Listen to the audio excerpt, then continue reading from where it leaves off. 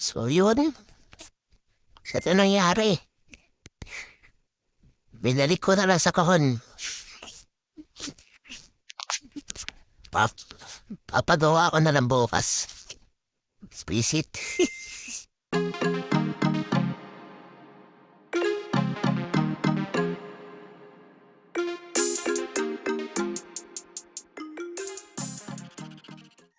Ano, what's up? Welcome to my vlog. Yan. Kahapon, paggabi pala. Ah, hindi ko natuloy yung install pa ng Android unit. Kasi, yung pila, tapos, hindi pa ako ganun familiar sa mga wirings, no? Na, pakahirap. Pero, sabi ko, suko na ako. Pero, sabi ng iba, yun at nidlat, di ba? Kaya, try ko pa rin kung ano makakaya ko. Kakayanin talaga na na ma-install at ma-wirings ko na maayos. Mahan niyo ako mga happy, adventure. Sa mga hindi pa nakaka-subscribe, subscribe na kayo. Ah, dislike and share. Tapos, nutin niyo rin yung bell button para maging updated sa mga bago kong vlogs. See? Okay. So, ayun, Monday to tayo ngayon sa loob ng sasakyan kasi nag-voice over na ako dahil tila o pa ng mga manok tanghali na magsipagising. Ano ba yan? Yan yung mga unit ko. Tinanggal ko na, tapos yan, nirewiring ko na yung mga wire. Yan isasaksakan doon, papunta sa speaker. Tapos, para magkaroon siya ng power. Kaya nagsama-sama pa yung ah, color ng yellow. Yellow sa yellow, red sa red. Tapos yung black, ano siya sa body ground yun. Tapos yung mga speaker wires, left and right, front and rear. Yan. May kulay gray, may kulay green, may color, ano pa bang kulay? Kulay white, yan. Sa mga speaker yun. Ganun lang kadali pag sasama-samahin mo lang yun. Yung harness na yan, para na sa power tsaka sa speaker. Tapos iba yung sa, iba pa yung sa back camera. Yan. Pinas forward yun na para mabilis. Ayan. Yan yung kabusisi, mga wiring sa head unit. Talagang mahirap. Hirap naman talaga. Pero kung pag-aaralan mo mabuti, tapos search ka lang sa Google, sa ibang mga nagpa-vlog about dito, nakakakuha ka rin naman ng idea. Ayan. Kasi yung susi sa, susi sa sasakyan, laging, i-turn off mo lang yun para in case na magkaroon ng, shortage, ba hindi siya agad, magsa-short kasi naka-turn off naman yung power. Yan. So, yun, nakala ko, sa umpisa talaga, nahirapan ako kasi pagbaklas ko ng head unit, grabe. Grabe yung wire. Hindi ko maintindihan. Hindi ko naman napag-aralan yun. Sana ikabit ko lang kasi dati yung CD lang na head unit, CD na may stereo, na hindi siya 2 din. So, ang wiring, Bro, what are you talking about, man?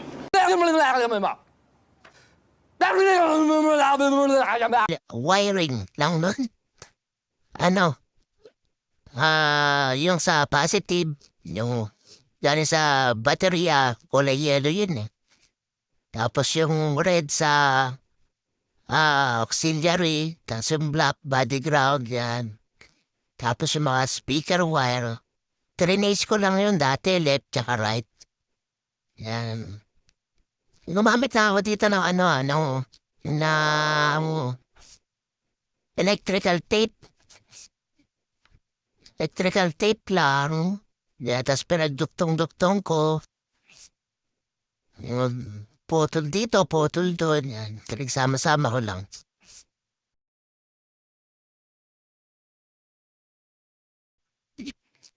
So, yun. Eh, mga oras na yan. Medyo nalilito pa ako, no? Kasi iniisip ko rin kung paano ko i-bracket yung Android head unit. Hindi ko alam kung anong gagamitin kong bracket. Kung yung dati bang bracket na galing sa stock o yung bagong bracket. Kasi parang nag-aalangan ako doon sa bagong bracket. Yun. Kaya habang nag-wiring ako dyan, medyo nalilito pa ako. Alam mo yun, yung habang nagkakalikot ka rito, kakalikot ako rito, iniisip ko kung paano ikakabit yung bracket ng Android Edge unit. Yan. Habang talagang magulo talaga. So yun, mamaya papakita ko sa inyo kung paano ka na wiring. Tapos yung finished product. Pagkatapos, mapakita ko sa inyo, okay?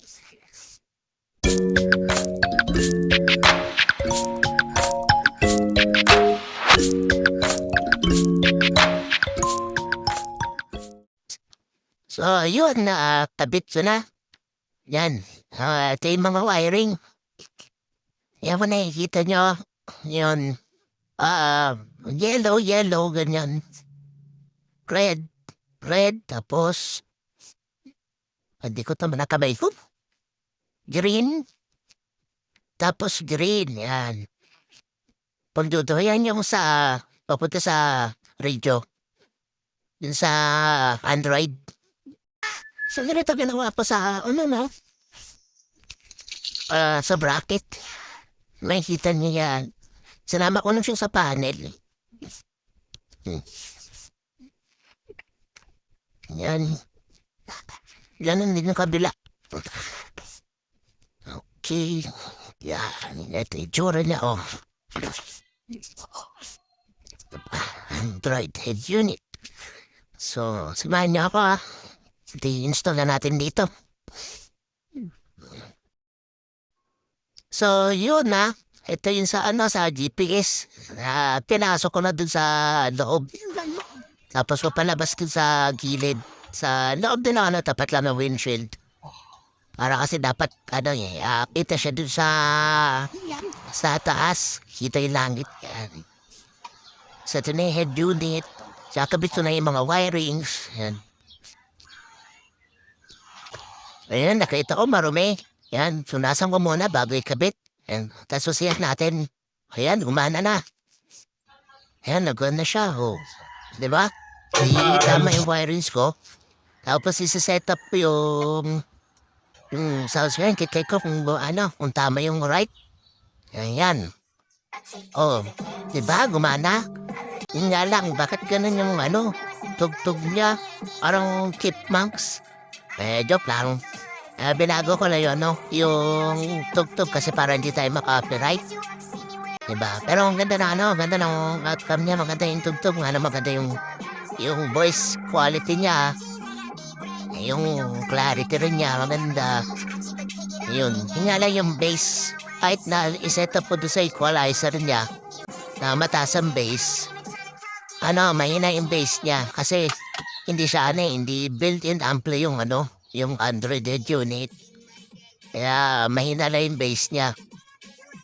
Pero maganda yung Twitter, yung boses, malinaw, maganda siya, malinaw. And ka na, ina-electrical tape ko na yung mga ibang mga naka-open wiring ka na para safety na siya.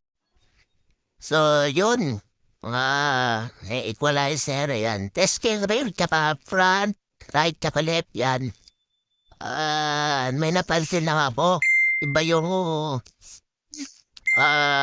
front tsaka rear, nagsasabay siya.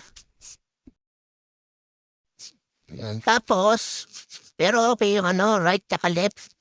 Nagsasabay yung front tsaka rear. Chinek ko na yung, check yung wiring. Wala namang problema sa wiring, no? Okay naman siya. Pag green, positive na green, negative na green, yan. Pinagduktom ko lang,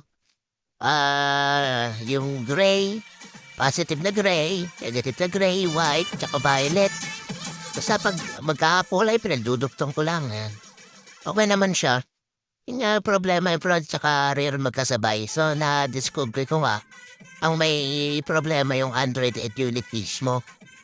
Yan. Tapos yan, okay na. Isasalpa po na lang ito pagkatapos kung mag-electrical tape para nasiti. Yan, yung kulay blue na wire. Ano yan, sa ampli ko yan kasi buti na lang meron ako subwoofer. Tsaka may amplifier ako. Kaya kahit na walang bass na na lumalabas sa Android 8 head unit, yun, may amplifier naman ako tsaka sa subwoofer kaya ayos. Mas maganda yung tunog. So, yun dito, inaayos ko na yung bracket kasi pag sinasalpa ko medyo nakausli. Medyo pinipipi ko na yung bracket kasi may tinatamaan doon sa gilid. Yan, para magkasa siya, mag-clip siya, tarehas, yan. Inayos ko na yan. Pag okay na yan, sasalpak ko na yan. Tapos yun, dire-diretso na. Yan, nakasalpak na. Diba? Okay na. Hello, adventurers. Ready na ba kayo? Ready na ba kayo sa outcome ng ginawa ko na Android Car Stereo? Yan, yaling Lazada.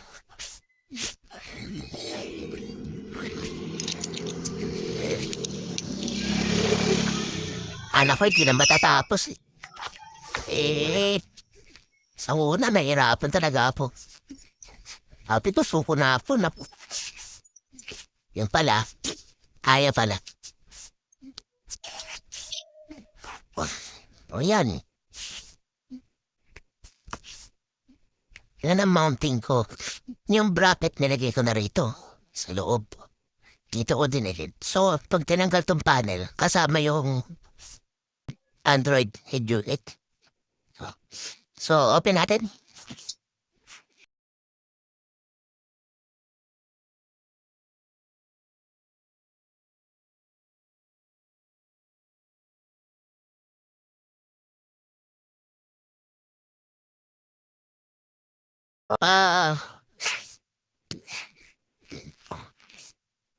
Okay, no?